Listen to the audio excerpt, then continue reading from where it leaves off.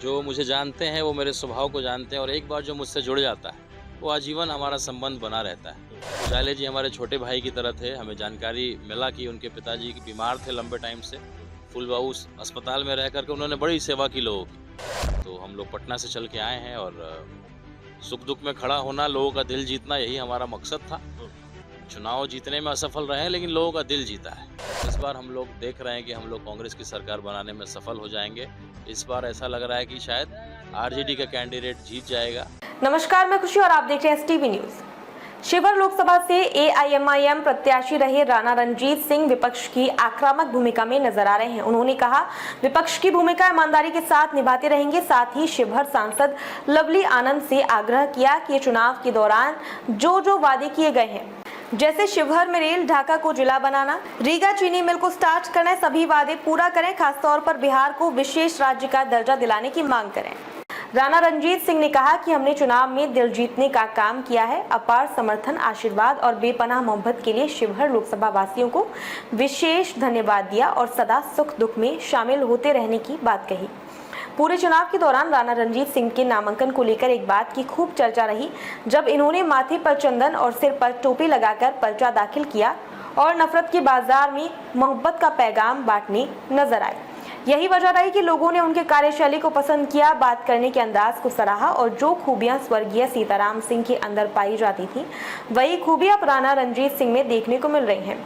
आगे उन्होंने ललकार भरी आवाज में कहा, जब तक गुलामी की जंजीर तोड़ेंगे नहीं, तब तक छोड़ेंगे नहीं। हमारे संवाददाता समयूला चंपारेनी के साथ खास बातचीत में सुनिए और क्या कह रहे हैं। इस चेहरा को गौर से पहचानिए। ये वही चेहरा है जो चुनाव के टाइम में, इलेक्शन के टाइम में गली गली दर दर जाने का काम किया है। और आज इनसे हमारी मुलाकात हो गई मुरली में, जो फूल बाबू रेफरल अस्पताल में कार्यरत थे। उनके इंतकाल में, उनके जनाजे में ये पहुंचे हैं। कहा जा रहा था कि जिस तरीके से ये चुनाव के दरमियान जनाजे में शामिल होते थे, क्या वही रणनीति आगे तक भी जारी रहेगा? तो जीता जागता यहाँ उदाहरण देखने को मिल रहा है कि भले ही चुनाव ख़त्म हो गया है, भले ही रिजल्ट आउट हो गया है, भले ही इनको सफलता नहीं मिली है, लेकिन वही कार्यशैली यहाँ पर देखने को मिल रहा है। ये जनाजे में शामिल है। रंजीत, ये बताइए, जिस तरीके से कहा जा रहा था कि आप चुनावी दौर में, चुनावी टाइम में आप सिर्फ जनाजे में पहुँचेंगे, लोगों का ये कयास लगाया जा रहा था, लेकिन चुनाव के बाद भी आप दिख रहे हैं, क्या उम्मीद जताया जाए इसे? देखिए, जो मुझे जानते हैं वो मेरे स्वभाव को जानते हैं और एक बार जो मुझसे जुड़ जाता है वो आजीवन हमारा संबंध बना रहता है। उजाले जी हमारे छोटे भाई की तरह थे। हमें जानकारी मिला कि उनके पिताजी बीमार थे लंबे टाइम से। फुलबाऊ अस्पताल में रह करके उन्होंने बड़ी सेवा की लोगों की और उनका इंतकाल हो गया, तबीयत उनकी ख़राब थी। तो हम लोग पटना से चल के आए हैं और सुख दुख में खड़ा होना, लोगों का दिल जीतना, यही हमारा मकसद था। चुनाव जीतने में असफल रहे हैं लेकिन लोगों का दिल जीता है। लोगों में चर्चाएं हो रही है कि भले ही आप चुनाव नहीं जीत पाए हैं, लेकिन आपकी जो कार्यशैली था, जिस तरीके से लोगों से मिलना जुलना होता था, जिस तरीके से बात करने का जो आप संयम बरतते थे, लोगों के अंदर एक हलचल है और काफ़ी लोग तारीफ कर रहे हैं। कहा जा रहा है कि भले ही इस बार उनको मौका नहीं मिल पाया हो क्योंकि कांग्रेस की सरकार बनानी है, लेकिन आगे कुछ उम्मीदें जताई जा रही है कि आगे सफलता कुछ इस तरह से हासिल होगा आपके साथ। देखिए, चुनाव के दिन से ही मुझे कई एसएमएस आए, कई कॉल्स आए कि बेटा हम लोग आपको आगे मदद करेंगे, आगे मौका देंगे। इस बार के लिए माफ़ कर दीजिए, आपके हर तरीके हमको पसंद आए, आप सीताराम बाबू के लड़के हैं, लेकिन इस बार हम लोग देख रहे हैं कि हम लोग कांग्रेस की सरकार बनाने में सफल हो जाएंगे। इस बार ऐसा लग रहा है कि शायद आरजेडी का कैंडिडेट जीत जाएगा। तो एक बार हम लोग को और मौका लेने दीजिए, कि मुझे लगता है कि हर बार तो ये प्रयास हम लोग करते आ रहे हैं, लेकिन इस बार चाहते हैं कि एक बार और हम लोग पूरा प्रयास करके देख लें। तो कई लोगों ने मुझे बोला कि भाई आप अच्छा कर रहे हैं, आपका पूरा भविष्य है, लेकिन स्वाभाविक है कि मोदी जी का चेहरा देख करके थोड़ा सा लोग घबरा जाते हैं और वो सब कुछ भूल जाते हैं फिर कि कौन। शिवहर की चिंता नहीं करके उन्होंने बोला कि ऊपर का पहले, सर का दर्द को पहले ठीक करते हैं तो पैर के दर्द को बाद में ठीक करेंगे। कि बहुत लोग जानते थे कि सीताराम बाबू के एक ही लड़के हैं, तो अब लोगों ने जाना, लोगों ने तरीके को देखा, पसंद किया, बोला लोगों ने कि भाई सीताराम बाबू वाला अंदाज है, सीताराम बाबू वाला मेहनत करने की क्षमता है और लोगों की सेवा में हैं, लगातार रहेंगे, सुख दुख में खड़े रहेंगे।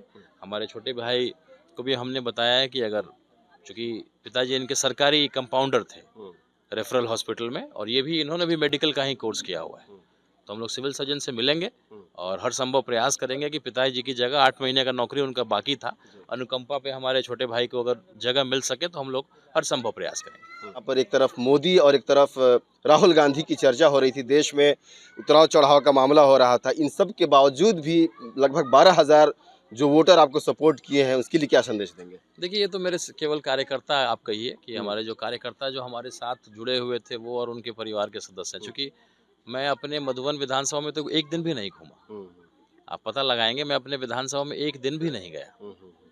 तो उसकी कुछ रणनीति थी जो लास्ट में जो है वो असफल रहा। लोगों ने थोड़ा-सा हम लोग को उसमें हम लोग को धोखा मिला। हम लोगों ने प्रयास और उम्मीद कुछ और किया था। तो ये तो हमारे अपने कार्यकर्ता थे। 20 दिन का मौका था, 20 लाख लोगों तक पहुंचना था। संगठन मजबूत नहीं था। कार्यकर्ता और हमारे यहाँ जैसे हर बड़े पार्टियों में क्या होता है कि प्रखंड अध्यक्ष से लेकर के पंचायत अध्यक्ष से लेकर एक संगठन तैयार रहता है।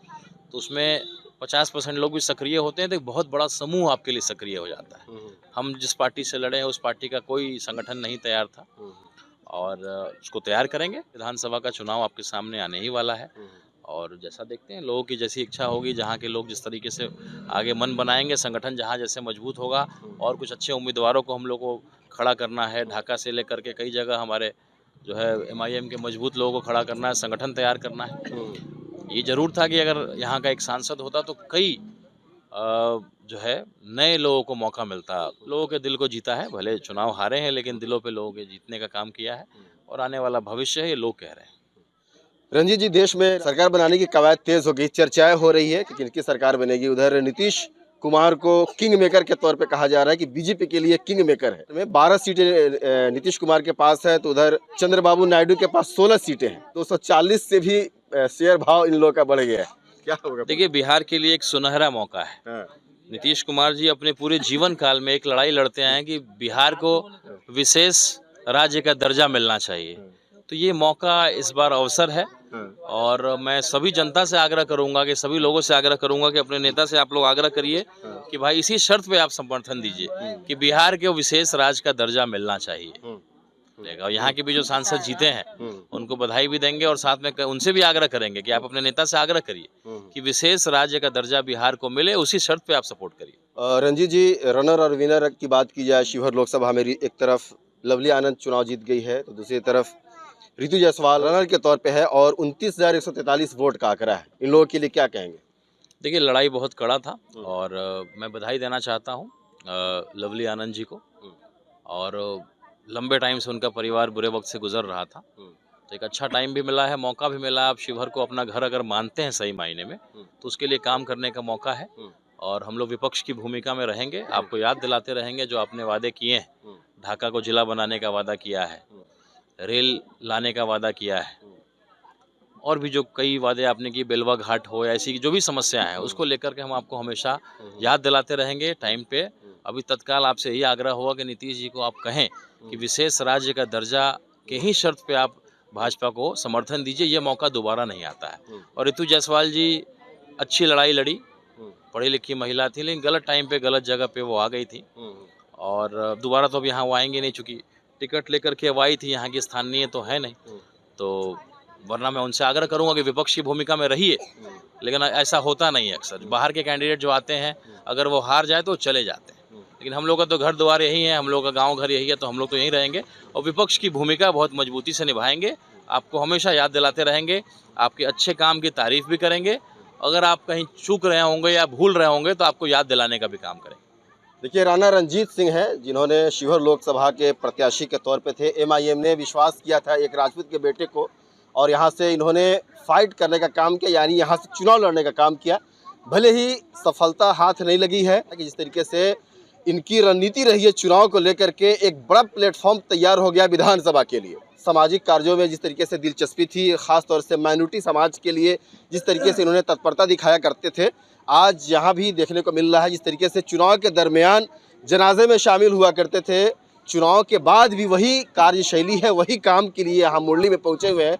अब देखना ये होगा कि ये कार्य कितना आगे तक ये लेके चलते हैं और कितना विश्वास जीतने में सफल होते हैं। फिलहाल इतना ही। तमाम तरह के अपडेट्स के लिए बने रहिए STV न्यूज़ के साथ। अगर आप यूट्यूब पर हैं तो सब्सक्राइब कर लीजिए और अगर फेसबुक पर हैं और पेज को फॉलो नहीं किया है तो पेज को फॉलो करके लाइक कर दीजिए। मुलाकात होगी अगली वीडियो में। बहुत धन्यवाद।